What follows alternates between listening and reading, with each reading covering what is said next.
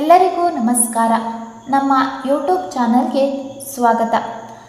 ಸೌಂದರ್ಯ ಹೊತ್ತು ನಿಂತಿರುವ ಶರಾವತಿ ದಟ್ಟ ಅರಣ್ಯ ಕಾನನ ಪ್ರದೇಶದಲ್ಲಿ ನೆಲೆ ನಿಂತಿದ್ದಾಳೆ ನಮ್ಮ ಚೌಡೇಶ್ವರಿ ದೇವಿ ಮತ್ತು ಹಲವಾರು ದೇವಾಲಯಗಳು ಈ ನಮ್ಮ ಪ್ರದೇಶದಲ್ಲಿ ನೆಲೆಸಿವೆ. ಈ ದೇವಿಯ ಹಾಗೂ ದೇವರ ದರ್ಶನ ನಮ್ಮ ಮನಸ್ಸಿನ ಭಾರವನ್ನು ಇಳಿಸುತ್ತದೆ. ಈ ದೇವರ ದರ್ಶನವನ್ನು ಪಡೆಯಲು ಶಿವಮೊಗ್ಗ ಜಿಲ್ಲೆಯ ಸಾಗರ ತಾಲೂಕಿನ ಗೆಣಸಿನಕುಣಿ ಹುಲದೇವರಪನ ಅಂಬರಗೋಡ್ಲು ಮಾರ್ಗದಿಂದ ಹೋಗುವಾಗ ಶರಾವತಿ ನದಿಯನ್ನು ಲಾಂಚ್ ಮುಖಾಂತರವೇ ದಾಟಿ ದೇವರುಗಳ ದರ್ಶನ ಮಾಡಬೇಕಿತ್ತು. ಆದರೆ ಇಂದು ಬೃಹತ್ ಸೇತುವೆ ನಿರ್ಮಾಣವಾಗಿದ್ದು ಇದು ಪ್ರವಾಸಿಗರ ಒಂದು ಅನುಕೂಲವೇ ಹೌದು. ಇದಕ್ಕಿಂತ ಹೆಚ್ಚಿನದಾಗಿ ನಮ್ಮೂರಿನವರಿಗೆ ಕಷ್ಟದಿಂದ ಪಾರಾಗಲು ಅನುಕೂಲವಾಗಿದೆ. ಈ ಸಮಯದಲ್ಲಿ ಇನ್ನೊಂದು ವಿಷಯ ತಿಳಿಸುವುದೇನೆಂದರೆ, ಅಂದಿನ ನಮ್ಮ ಊರು ಕತ್ತಲಮಯವಾಗಿತ್ತು. ಅದಕ್ಕೆ ಕಾರಣ ಲಿಂಗನಮಕ್ಕಿ ಡ್ಯಾಮ್. ಬೆಳಕು ಉತ್ಪಾದಿಸುವ ಉದ್ದೇಶದಿಂದ ಪ್ರಾರಂಭವಾಗಿ ಇಡೀ ರಾಜಧಾನಿಗೆ ಬೆಳಕನ್ನು ಮತ್ತು ಹೆಸರನ್ನು ಕೊಟ್ಟು ಆಧಾರವಾಗಿ ನಿಂತಿರುವುದೇ ನಮ್ಮ ಈ ಜೋಗ ಜಲಪಾತದ ವಿದ್ಯುತ್. ಇದು ಶರಾವತಿ ನದಿಯ ಪ್ರತಿಫಲ. ಇದರ ಪರಿಣಾಮ ಅದೆಷ್ಟೋ ಹಳ್ಳಿಗಳು ಮುಳುಗಡೆಯಾಗಿ ಜನರ ಜೀವನ ಅಸ್ತವ್ಯಸ್ತವಾಗಿತ್ತು. ಅಲ್ಲಿಂದ ಸುಮಾರು 70 ವರ್ಷಗಳು ನಮ್ಮ ಹಳ್ಳಿಯ ರೈತರು ಜೀವನ ನಡೆಸಲು ಅದೆಷ್ಟೋ ತಿರುವುಗಳನ್ನು ಕಷ್ಟಗಳನ್ನು ಕಂಡಿದ್ದಾರೆ.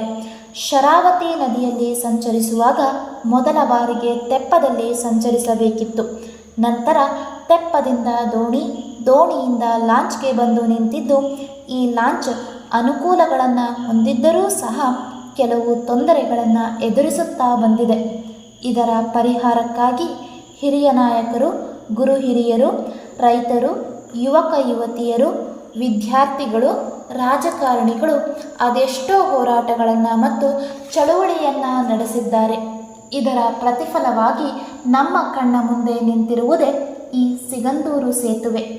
ಈ ಸಿಗಂದೂರು ಸೇತುವೆ ನಮ್ಮೂರಿನ ಹೆಮ್ಮೆಯಾಗಿ ಅಷ್ಟೇ ಅಲ್ಲದೆ ವಿಶ್ವಕ್ಕೆ 2ನೇ ಅತಿದೊಡ್ಡ ಕೇಬಲ್ ಸೇತುವೆಯಾಗಿ ನಮ್ಮೂರಿನ ಹೆಸರನ್ನು ವಿಶ್ವದ ದಾಖಲೆ ಪಟ್ಟಿಯಲ್ಲಿ ಕಾಣಿಸಿಕೊಂಡಿರುವುದು ಒಂದು ಅದ್ಭುತವೇ ಸರಿ. ಇದು ಅಲ್ಲಿಯ ಚೌಡೇಶ್ವರಿ ದೇವಿ ಮತ್ತು ದೇವರ ಮಹಿಮೆಯೇ ಹೌದು. ಈ ಸಿಗಂದೂರು ಸೇತುವೆಯ ಲೋಕಾರ್ಪಣೆ ಜುಲೈ 14, 2025 ಸೋಮವಾರದಂದು ನಡೆಸಲಾಗುತ್ತದೆ. ಈ ಸಿಗಂದೂರು ಸೇತುವೆಯ ನಿರ್ಮಾಣ ಮಾಡಿರುವ DBL ಕಂಪನಿಯವರ ಶ್ರಮ ಹಾಗೂ ಅದೆಷ್ಟೋ ಜನರ ಹಾರೈಕೆಯಿಂದ ದೇವರ ಆಶೀರ್ವಾದದಿಂದ ಆ ಒಂದು ಸುದಿನ ಒಂದು ಸುಂದರ ಕ್ಷಣವಾಗಿ ಸೃಷ್ಟಿಯಾಗಲಿದೆ. ಈ ಒಂದು ಸೇತುವೆಯ ಪೂರ್ಣ ಮಾಹಿತಿಯನ್ನು ನಮ್ಮ ಮುಂದಿನ ಯೂಟ್ಯೂಬ್ ಚಾನಲ್ನಲ್ಲಿ ವಿಡಿಯೋದಲ್ಲಿ ತಿಳಿಸಲಾಗುತ್ತದೆ. ನಮ್ಮ ಈ ಯೂಟ್ಯೂಬ್ ಚಾನಲ್ಗೆ ಸಬ್ಸ್ಕ್ರೈಬ್ ಮಾಡಿ, ಶೇರ್ ಮಾಡಿ, ಪ್ರೋತ್ಸಾಹಿಸಿ. ಧನ್ಯವಾದಗಳು.